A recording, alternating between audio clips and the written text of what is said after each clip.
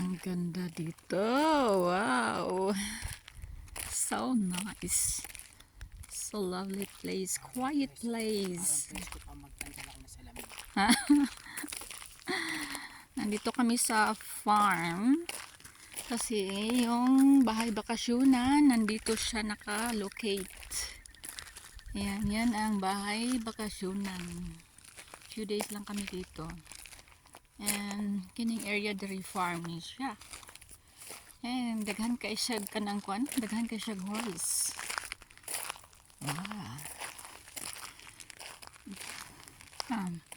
Pagkain sa yung puti naka file doon is mga damo na yun nandun to. Mga damo yan siya.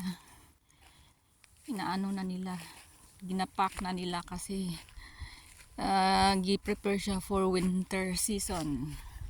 Mag-snow na kasi dito sa winter.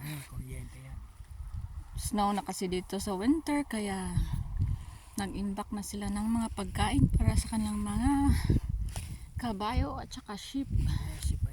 Asang sheep? Oh, gamay talaga ang sheep. Yan, may bakod na ano, may kuryente ang bakod nila. Kaya dito lang kami sa labas ng bakuran eh.